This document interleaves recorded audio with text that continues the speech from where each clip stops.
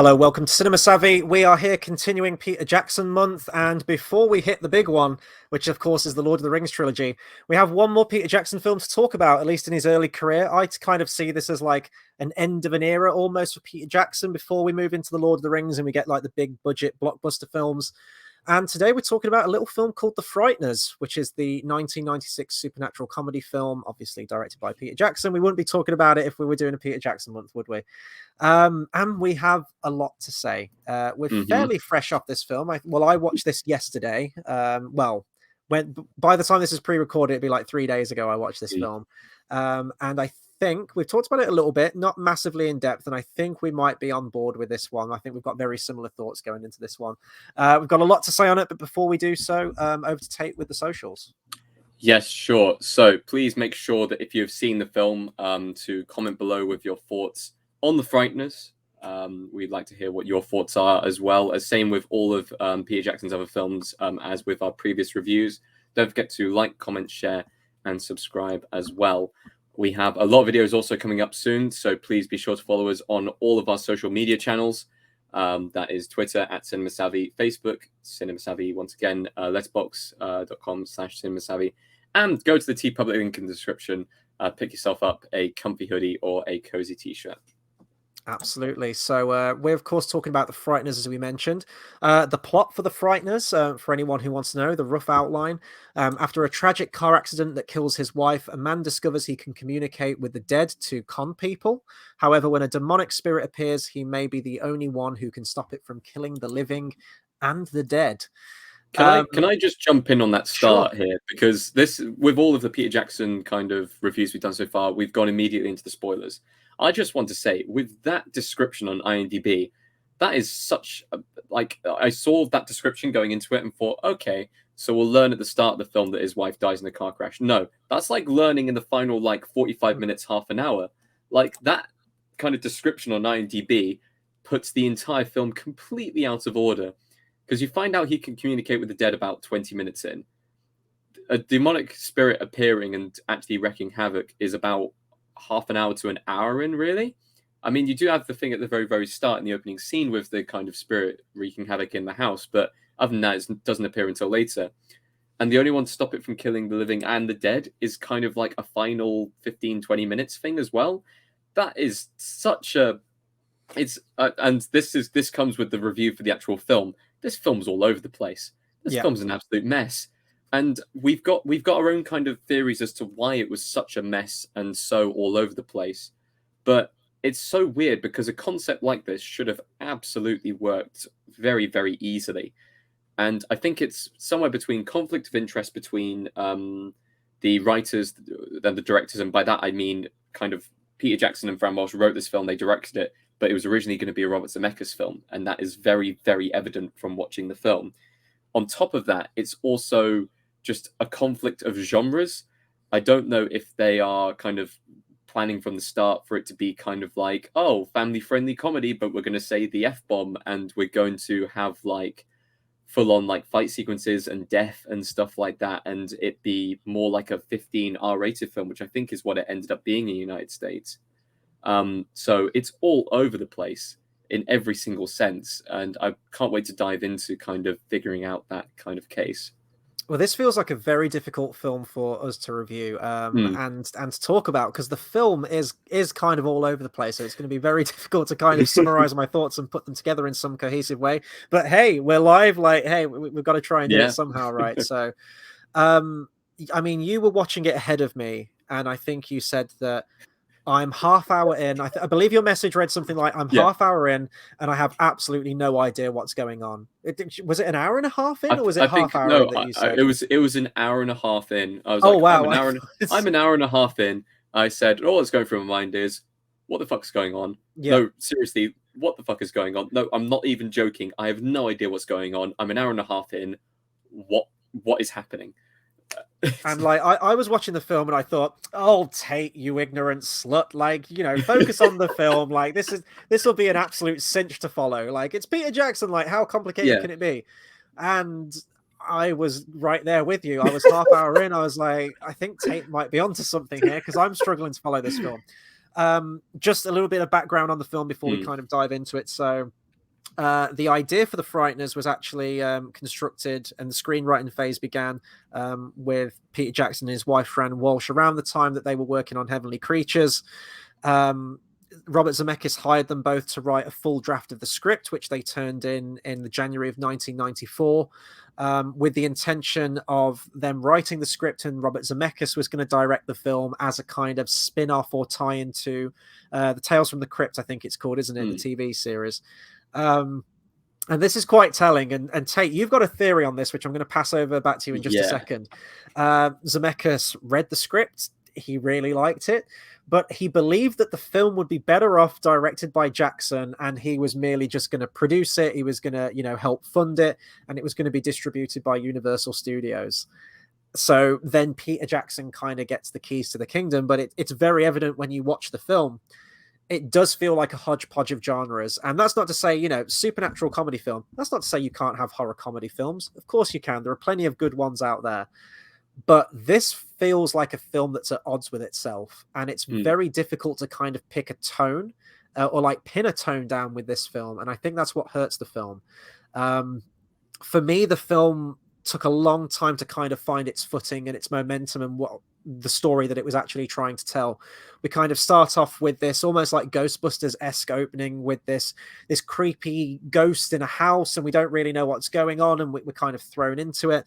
We've got this overbearing mother character, which kind of reminded me of Brain Dead a little bit, and this girl who committed this horrible act. I don't know if we get told that from the beginning. No, we don't. These horrible murders when she was like 15 years old and has basically been placed under house arrest by her mother, and weird ghostly stuff's happening, and it's it's a cool opening, and we're like, this is scary, what's going on, let's find out more. Then we're introduced to like a loving couple almost, and going about their day to day, and weird ghostly stuff's happening.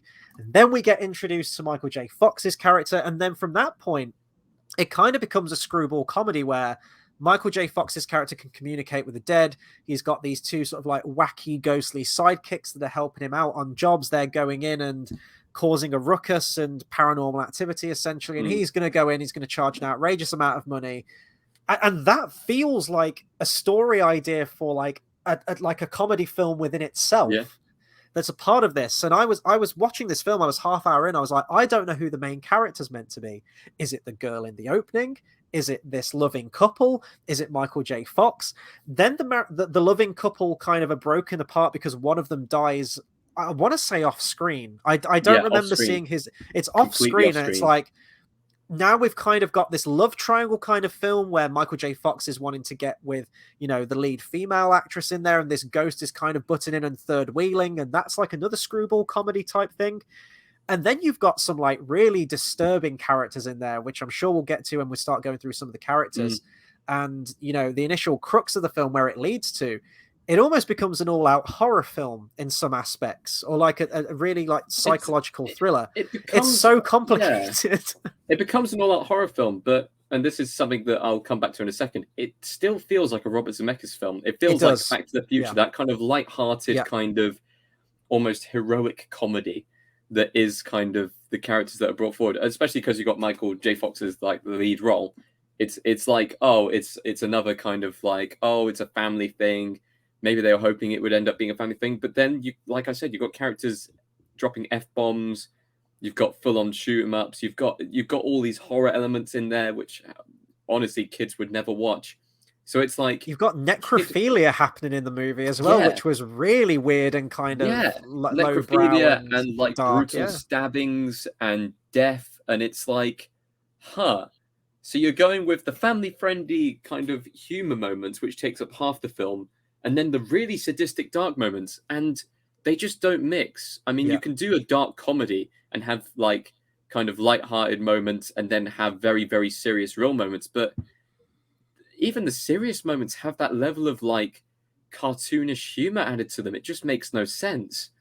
But my theory behind this entire reason as to why this film didn't work, and we have kind of, I mean, they've stated kind of various different things about this, but Robert Zemeckis was looking for the kind of transition of Tales from the Crypt to go into film, and he asked Sam Raimi, he asked Tim Burton, and he asked kind of Peter Jackson to kind of come up with various different ideas for it in kind of scripts, and they already had the Frighteners on kind of board. So they went, "This is kind of similar to your idea. Why don't we do this?" And he read through the script and he liked it. That's what they're saying. I think he didn't like it at all, but I think that he was so exhausted with ideas of how to translate Tales from the Crypt into a film, he went, do you know what? I was originally going to direct this film that you guys are writing for me. Instead, you guys should direct it. I'll put my name on the producing credit, and I'll be kind of producing the film because that gets me money. That gets me, if it's a good film in the end, sure, I can take any kind of the credit of it and stuff like that. But if it goes bad, or if it isn't up to scratch, which I'm sure it was given reasonably good reviews at the time, but it has not held up well at all. And I'm sure that was in the back of his mind. This film may end up being kind of not seen as fondly in the future. Do you know what? Let them have the writing credits, let them have the directing credits. I'll just take the producing credits, because the production of this film is reasonably impressive. I mean, some of the CG work and stuff like that in the film is questionable. Some of it is very good.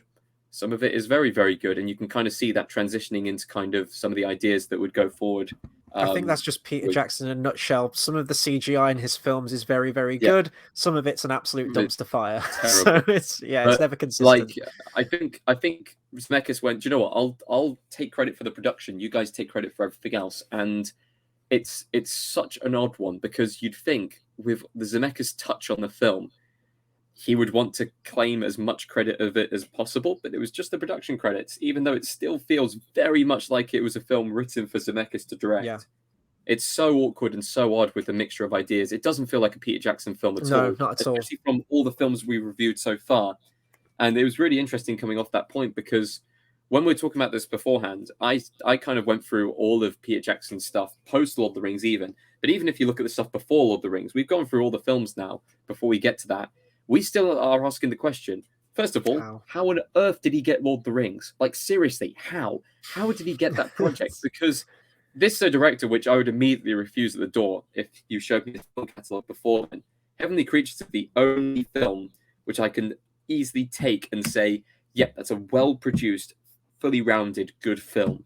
All of the others have something against them. I know we enjoyed Brain Dead, Dead Alive, but even we have to admit it's comedy. It's like splatter. It's got nothing to do with the Lord of the Rings kind of side of things. It's a very, very different film. All of the other films I either didn't like or I saw had humongous flaws, kind of in the acting department, in the kind of staging department. It's what it is. But would you give him like Lord of the Rings after seeing this? Absolutely not. How on earth has he gone maybe 2 or even 1 film from 5 before he got to Lord of the Rings and absolutely nailed out the park? It's unbelievable. Even if you consider Lord of the Rings in there as an 8-film kind of category, from bad taste all the way through to Lord of the Rings, he's still only produced 4 good films out of 8. Yeah. Insane. It's mad. I mean, yeah, for a lot of his films, I've been asking myself the same question, like, how the hell did a studio, bankrolling, not just like, take Peter Jackson out of the equation for a second. I don't want to talk too much about this because this will probably come up in the Lord of the Rings discussion, but the fantasy genre at that time was basically dead. Like, think of the fantasy films that had come out before. You had Dragonheart, which, I love, but definitely had a very small scale cult following. Before then, you had stuff like Labyrinth and Legend, the Ridley Scott film. You never really had a high fantasy film of that scale. So, yeah, watching this, I'm absolutely flabbergasted. And I know I'm incredibly biased on Lord of the Rings because they are my favorite films of all time, and it is my favorite novel, works of fiction, everything like that, the world that was created. But I defy anyone, any scene from the Fellowship of the Ring, anything feels light years in terms of filmmaking approach and everything to what we'd seen before. That's not to say, we've disliked his films before, but we're just confused how, I mean, there's like curves of directors, like you can kind of see it. Christopher Nolan, for example, a retrospective that we did on the channel, a while back, even his first short film that you see, you go, oh, I can see, the black and white visual style, the monochrome kind of filmmaking, the weird inside the mind kind of ideas. You get The Following, you get Memento, and you build and build from then on, and it's like, okay, I can kind of see where Nolan's gone as director. This progression, absolutely not. But I think you hit the nail on the head with that, because I was trying to formulate why I had a problem with this film. You have comedy moments in this film where you've got the two wacky ghost characters and they're Mm, possessing this woman, and they're like picking up toddlers and whizzing them around the room and making them float, and it's all quite cutesy and schmaltzy, kind of mm, generic like 90s family movie with ghosts in there. So you think, oh, this is good for like small kids then, because this humor feels very childish and, whatever. But then you have scenes where you've got like a psychopath and you see dead bodies and they're murdering people and they're like keeping score and keeping count. You've got the Grim Reaper thing in there as well. You've got the horror elements, which feels like, okay, this is geared more towards like teenagers or like the adult crowd kind of thing with the themes that it's dealing with. And it doesn't mash at all. It feels like a million and one films together. And I'll agree with you. This feels way more like a Zemeckis film than it ever does a Peter Jackson film. Which is crazy considering, he took a step back, but I know he had a lot of influence, even down to where it was shot as well. So Peter Jackson decided that he wanted to film the film, unsurprisingly, in New Zealand, obviously mm. from there, big proponent. I think all of his films have shot in New Zealand. I can't vouch for the Lovely Bones, actually. I'm not sure on that one. And this is quite funny in that Zemeckis and Universal agreed on that condition, but they wanted him to make New Zealand look like Midwestern United States. Yeah. And it does have that, that suburban feel to it. It feels very American. It doesn't feel like it is that kind of Kiwi film that he's produced before, and you can quite clearly tell is shot there. On top of that, this was a massively troubled production as well, almost across the board.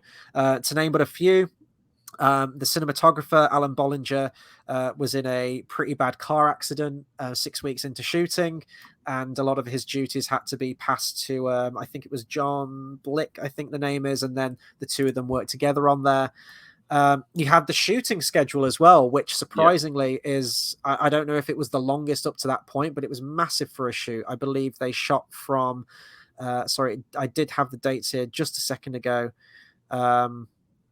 Let me have a look. Can I find it? I can't. I'll have to come back to it. But it was a really, really long shooting schedule.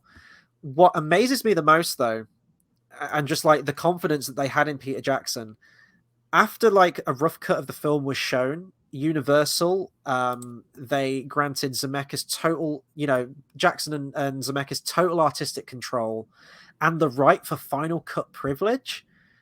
That's amazing. Like, that's so rare that the studio would do that, for a film like this. And on top of that, they promised him King Kong at some point in the future. Yeah. It's insane. Just from a rough cut of the film. Can we see that rough cut? Like, seriously. we clearly didn't see that same film. I do wonder that. But I am still trying to find that I've heard that, because when I was talking to you about this when we were about to watch it, there were two cuts to the film. There was the rough cut, which I think was released in some cinemas. And then there was the final cut, which was about 20 minutes longer. Mm-hmm. So I'm not sure if we're able to get access to the rough cut or not, but the kind of final cut that was released is the kind of 2-hour long version. There was one out there, which was about an hour 40. But no, on top of that, with trouble production, you have Michael J. Fox breaking his foot on set. He did that in one of the forest scenes, and that gave Jackson more time to work on the script, apparently, whilst in there. So he was still writing the script whilst they were filming, which I find very interesting. Danny Elfman signed on board for the music straight off the back of Heavenly Creatures without even knowing what the next score was going to be for, which kind of tells if you listen to the score, because he just made a score for any film. Loads of whimsy and charm in the score. It's not a whimsy and charm film, really, even though you've got those Zemeckis elements. But no, this production and everything that went behind it was so hodgepodge and so broken. I'm just shocked that it received reasonably good kind of reviews at the time. I'm guessing it was maybe the humor of the time. They quite liked the kind of the mix between the horror elements and the kind of very, very bland family comedy angle. And stuff like that. But no, I'm amazed at how much confidence Universal had in this, because someone comes to the studio, we've got a concept for an original film. It's a kind of wacky supernatural comedy film with horror elements to it. It's going to be one of the longest shoots that I'm just reading here now, one of the longest schedules ever approved by Universal Pictures. It went from May 14th, 1995 until November 16th. to take on a project that's going to be a huge amount of time. God knows how much money is going to be thrown at this thing. A really out there idea. It's not a sequel. It's not necessarily based on anything. It's original film. And they were like, yeah, we're going to give you final cut privilege. You're going to have this, you're going to have that. Whatever you need, you can have it. And they had so much confidence in it. They saw that rough cut that they moved the release window forward by like 3 months. They had so much. I'm wondering if they were trying to recapture, and this is something I was realizing while I was watching the film. Are they just trying to recapture the magic of Back to the Future, but put it in a horror film? Because of course it's Michael J. Fox and it's Robert Zemeckis, and it's like, well, that combination worked before. Were they so confident in this film doing good based off just that, the marriage of those two together once again, that they were like, oh, we absolutely need to move it into the summer blockbuster slot. We absolutely need to kind of like put all of our faith into this because this could be another Back to the Future on our hands. They could have sequels and stuff like that. So yeah, maybe that was the reason why. Maybe. I mean, there's so much. I mean, we're just hypothesizing right now, aren't we? But like, I still think there's some truth to that Zemeckis thing, because I thought exactly the same thing myself. I think a big thing we need to talk about as well is I'll mention the music after we've talked about this section, but probably the biggest selling point of this film, and arguably we could see elements of this coming in with Heavenly Creatures, but it feels like sort of like the biggest, you could say, departure or progression, either one, interchangeable, is the focus on visual effects with this film. So obviously Weta Digital worked on this film, which was, bought in with Heavenly Creatures with some of the effect shots in this. Loads more computer generated imagery needed for this film. And, scale models were made and everything. Once again, Richard Taylor, the guy who's been with him more or less from the beginning, came on board to help with the effects work and kind of oversee everything in the practical effects and the makeup and everything like that. Because there are some characters where those two elements are, the character of the judge, for example, is a lot of makeup, which is enhanced by the digital. I think the jawbone is digital, and then obviously like the haze around him and everything like that. And this sounds quite similar to Jurassic Park in many ways as well. When they were making Jurassic Park, they were kind of making things up as they were going. They were discovering new techniques. Everything was new, basically. And they were kind of finding their footing as they were going through. And it sounds very similar in this regard. Weta Digital hadn't been up and running for a long time. And then suddenly to get all of these effect shots that need to be done for the film, it's like, whoa, like they didn't really know what they were doing. So, and I think as well, the fact that the release schedule was pulled back so rapidly as well by 3 months, I think they were quite down to the wire with a lot of these effect shots.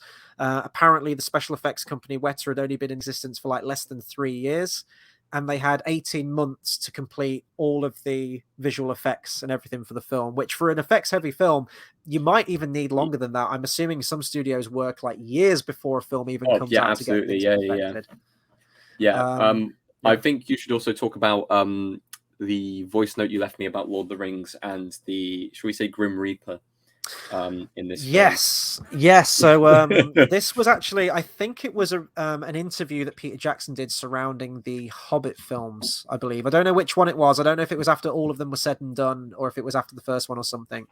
But they asked him about his approach to the filmmaking for the Hobbit as opposed to the Lord of the Rings, and it ain't the same filmmaker. I defy anyone. Like, the filmmaker of Peter Jackson during the Hobbit films isn't the same guy that made the Lord of the Rings. He's a filmmaker like many directors, actually, I will say, that made some of the best practical effects films of all time. Is a guy who loves his toys. He's always loved his tech, and after seeing this film now, I can see where that love came in. It was a guy that always loved to get hands-on practical effects, models, puppets, everything like that. But when the 90s hit, and digital effects now become a thing, it's like, I have this huge sandbox now that I can do stuff that I never even dreamed of.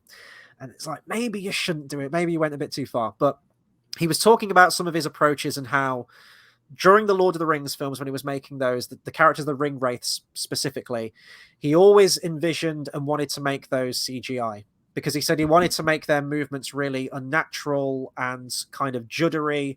And, he didn't want actors in costumes, essentially, because if you got an actor in costume, chances are the movements are going to be very humanoid. He wanted it to be otherworldly and kind of creepy. And his intention originally was to do it in CGI. The limitations at the time and whatnot, or even the money maybe, didn't permit him to do that because maybe the effects weren't there at the time. So he said, unfortunately, and he says, unfortunately, he had to resort to people in costumes. And I think he messed around with shutter speeds and everything like that. He filmed a lot of it in slow motion to kind of make them a bit more fluid and, a bit more creepy, a bit more eerie. And watch the Lord of the Rings films. The ring wraiths are terrifying. They're fantastic. You couldn't possibly wish to do them any better. And in this film, you've got the Grim Reaper, who it doesn't look that polished at all. Imagine that as a ring wraith in Lord of the Rings, and you could easily see that he thought about it. I have the no stuff idea that when they shoot in low lighting at nighttime doesn't look awful, but the textures aren't there, the lighting isn't there, the lighting doesn't match. That's usually a big giveaway.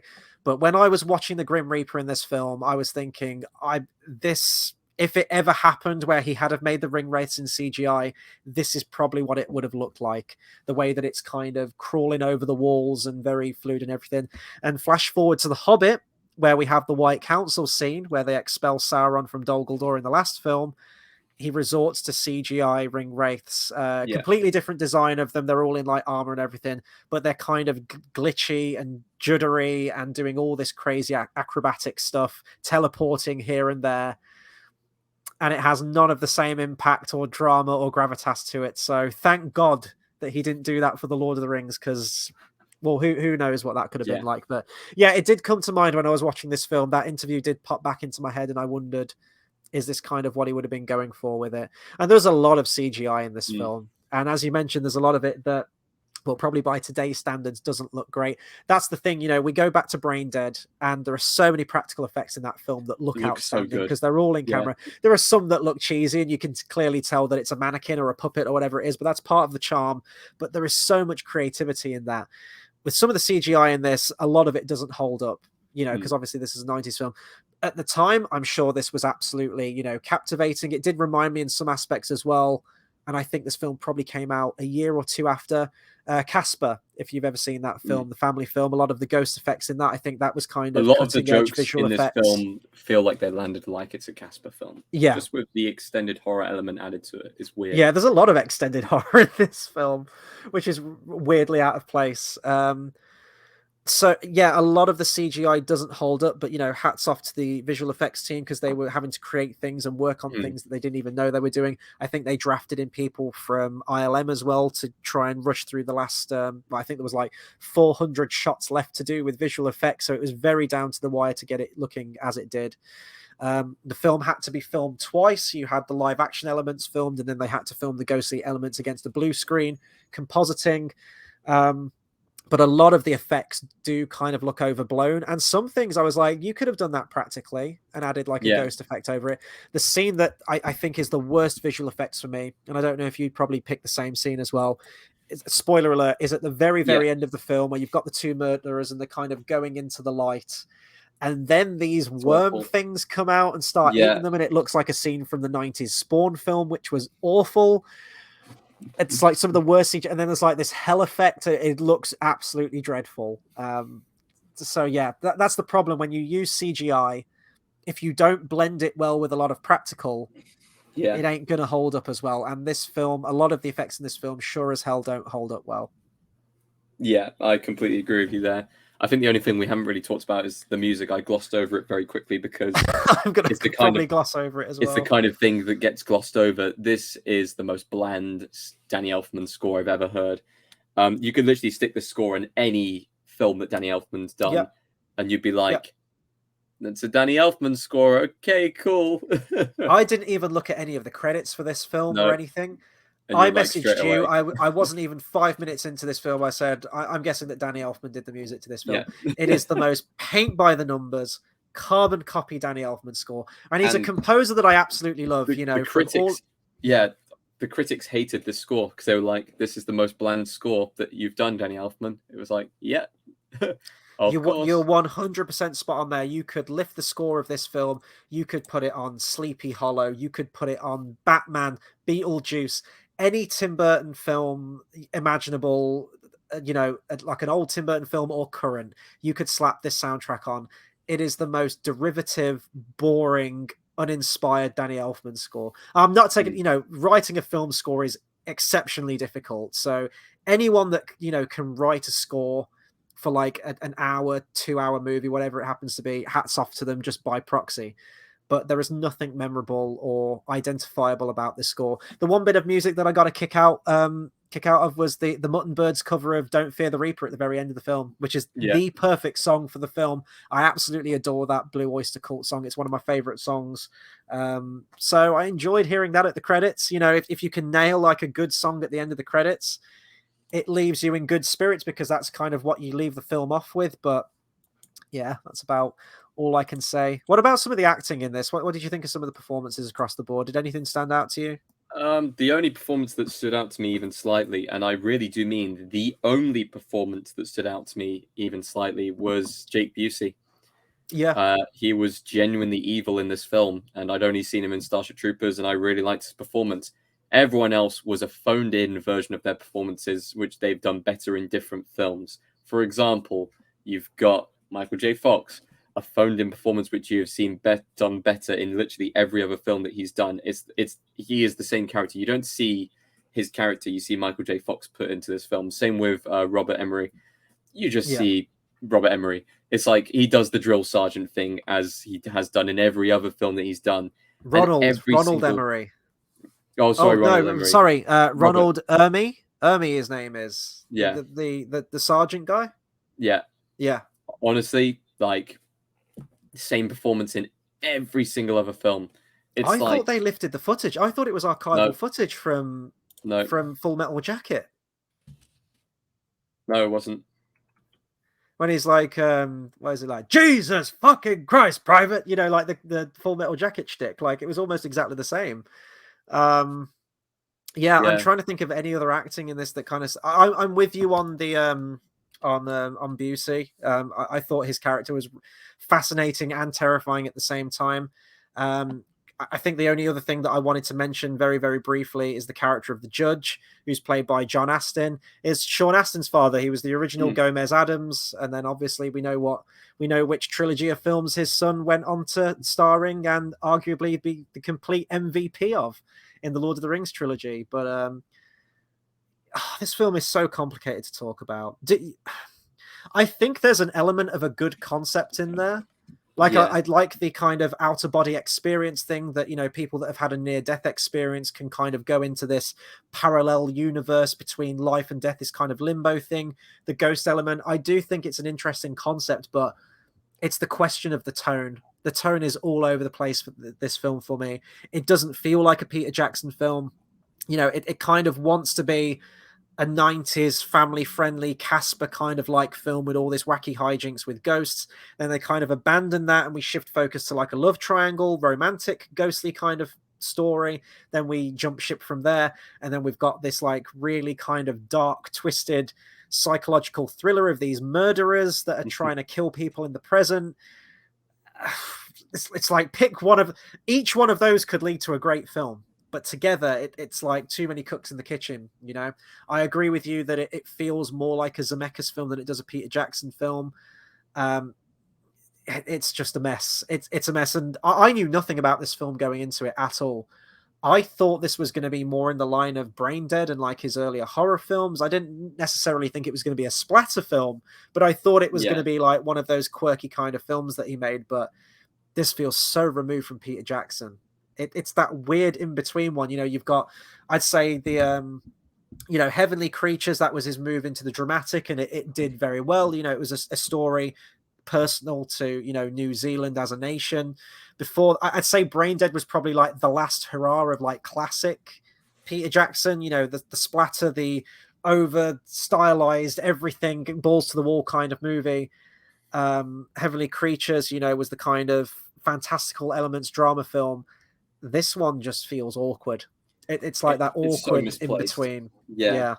If these I think you could see more of a progression probably from Heavenly Creatures into Lord of the Rings. Yeah. 100%. But this one placed in the middle is so awkward to me. What about you?